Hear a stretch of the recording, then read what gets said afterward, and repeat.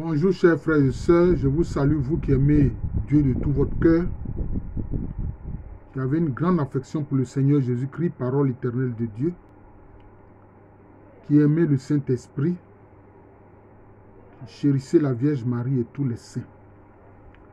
Alors nous poursuivons allègrement la série de vidéos sur l'ouvrage de Jean Guiton et de Jean-Jacques Antier, les pouvoirs mystérieux de la foi. Le pouvoir mystérieux de la foi. Alors, dans ce chapitre-ci, il aborde un sujet où il parle de l'incombustibilité, c'est-à-dire des gens qui sont insensibles au feu. C'est-à-dire que le feu n'arrive pas à brûler leur corps. Et ça, c'est vraiment surprenant. Évidemment, on l'a vu, ce phénomène, chez certains saints. Mais moi, personnellement, je pense que il y a des personnes qui naissent aussi de cette façon-là. Parce que, ensuite, il aborde ce qu'on appelle la combustion spontanée. C'est-à-dire qu'il y a des gens, ils peuvent brûler comme ça sur d'un coup. C'est-à-dire qu'ils brûlent, alors qu'aucun feu ne les a touchés, le soleil ne les a pas touchés, rien ne les a touchés. Et puis ils vont brûler, mourir sur place. Chers frères et sœurs, ce sont des phénomènes incompréhensibles.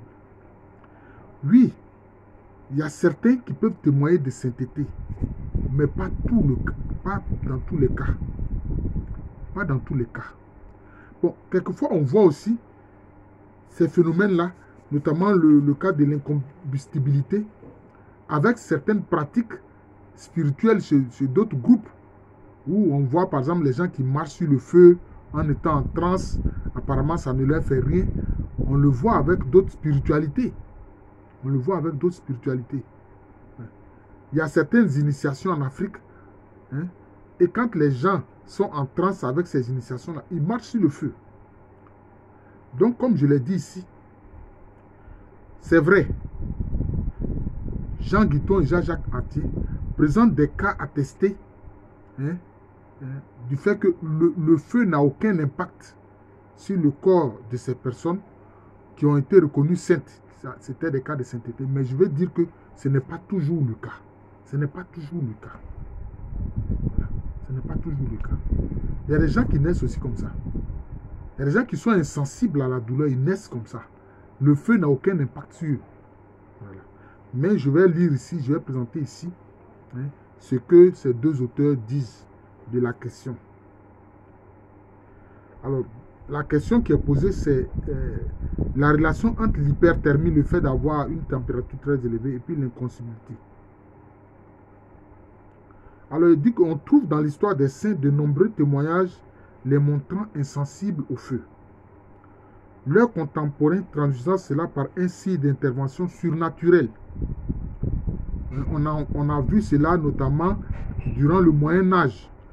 Quelquefois même au Moyen-Âge, quand on accusait quelqu'un, on faisait une sorte d'ordalie, c'est-à-dire le soumettre à l'épreuve du feu pour voir s'il est coupable ou bien s'il n'est pas coupable. Bon, vous voyez ça, c'est des choses un peu arriérées. Mais on voit les Européens, les ancêtres des Européens au Moyen-Âge qui faisaient ces choses-là. Alors qu'au Moyen-Âge, ils se disaient tous chrétiens.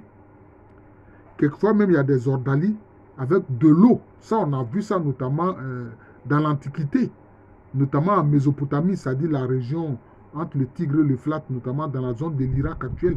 Les gens faisaient ces pratiques-là.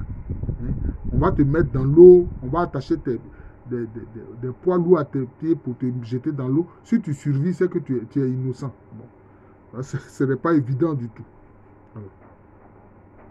Alors donc, il y a ces phénomènes-là de gens qui sont insensibles au feu. Le feu n'a pas d'impact sur les corps. Alors, il parle ici de Sainte Catherine de Sienne, entre 1347 et 1380, qui a été déclarée patronne de l'Italie, que Paul VI a élevé à la dignité de docteur de l'Église. Elle était insensible au feu. Alors, il y a un témoin, Mère Francis Raphaël Drane, qui raconte cet épisode où Sainte Catherine de Sienne se trouvait à la cuisine devant le feu. Elle était occupée à tourner la broche et elle a été ravie en extase. Voilà, elle a été ravie en extase. Donc, être ravi en extase, c'est le fait de se retrouver dans un état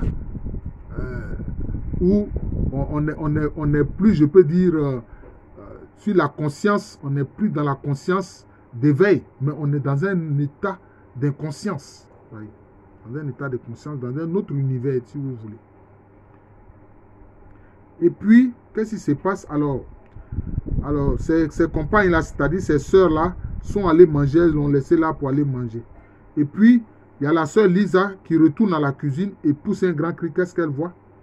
Sainte Catherine de Sienne qui est en extase, qui est tombée dans le feu. Un feu très vif. Alors, Lisa se précipite et la tire de la cheminée, persuadée qu'elle doit être terriblement brûlée. Mais curieusement, Sainte Catherine de Sienne n'a rien. Ses vêtements sont intacts. Et l'odeur du feu n'a même pas touché, alors qu'elle était dans le feu. Même ses vêtements n'ont pas été brûlés. Alors donc, il dit que dans la vie de certains saints, on a vu ces cas-là.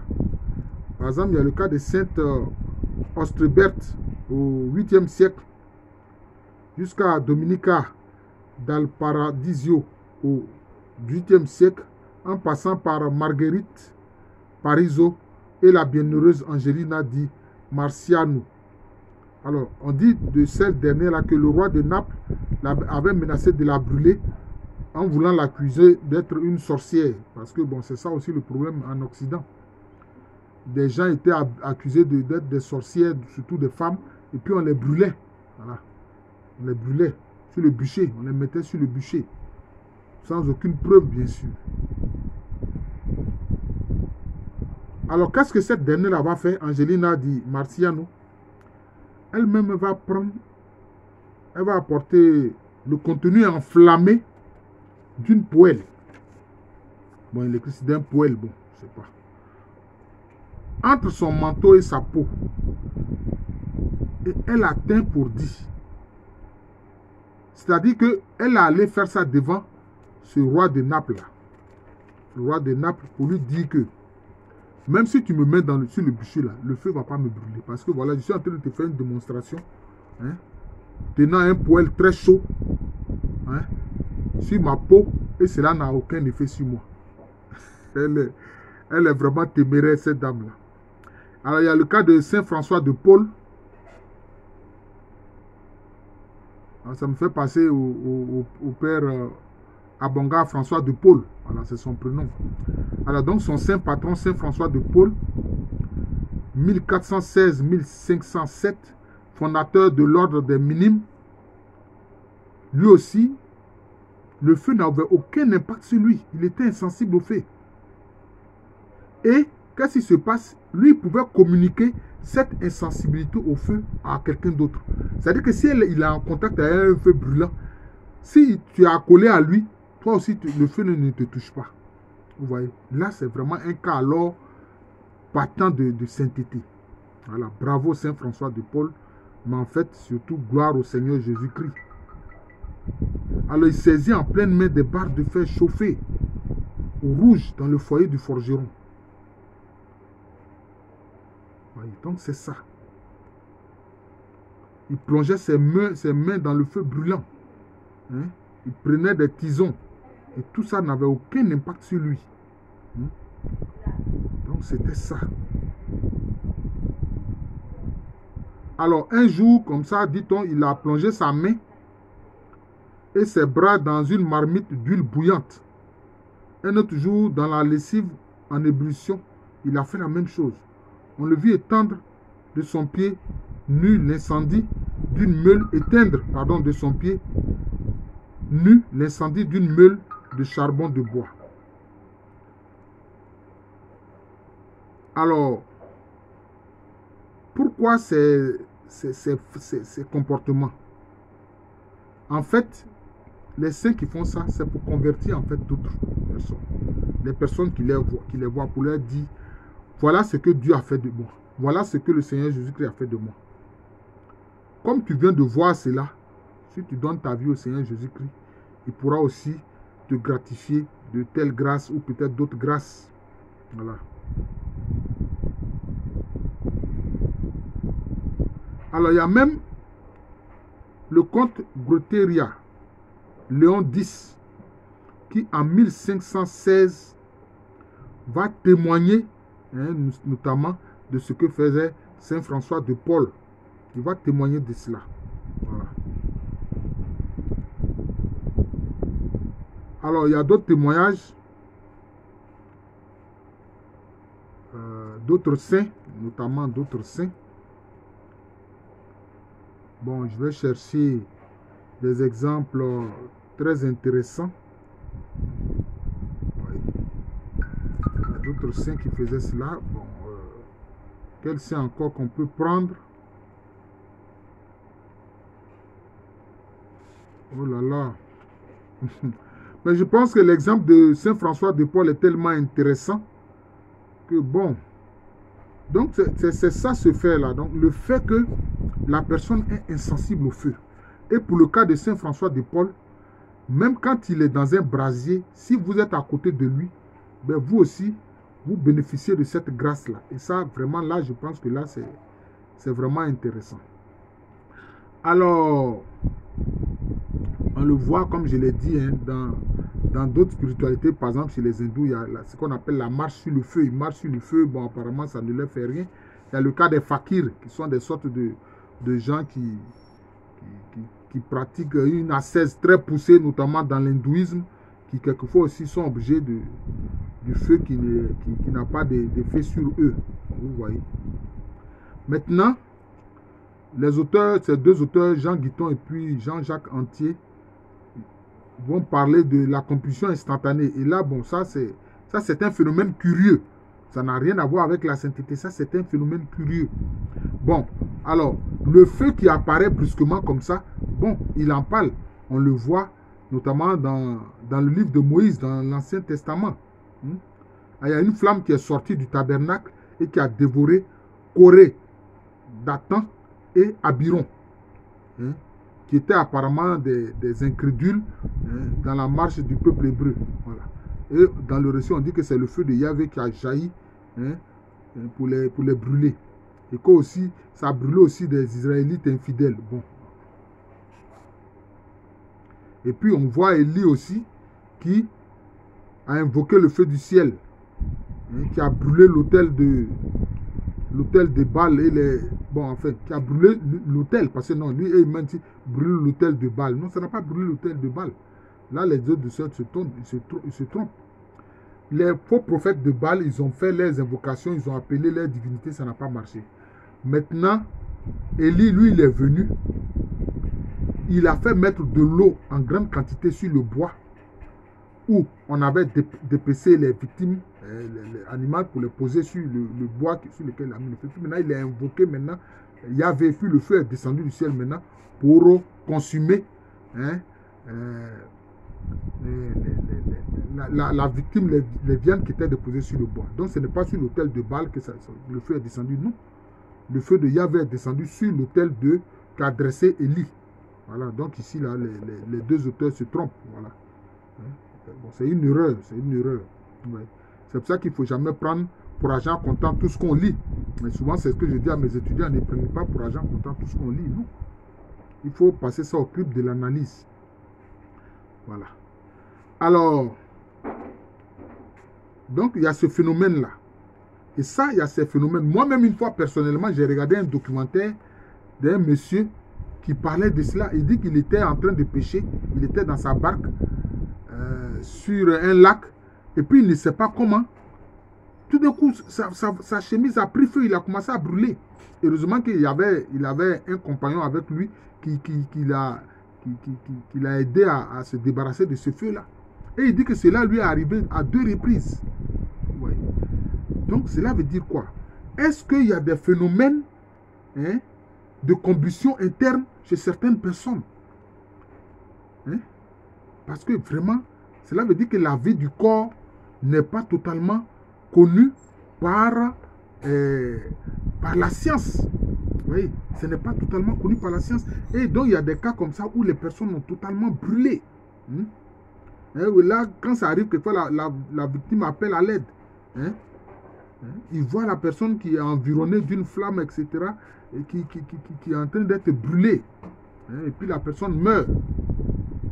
Et curieusement, quand on voit, on vient, quand ça se passe par exemple dans une maison, quand on arrive, on voit que le feu n'a pas touché la maison. Mais c'est la personne seule qui a brûlé.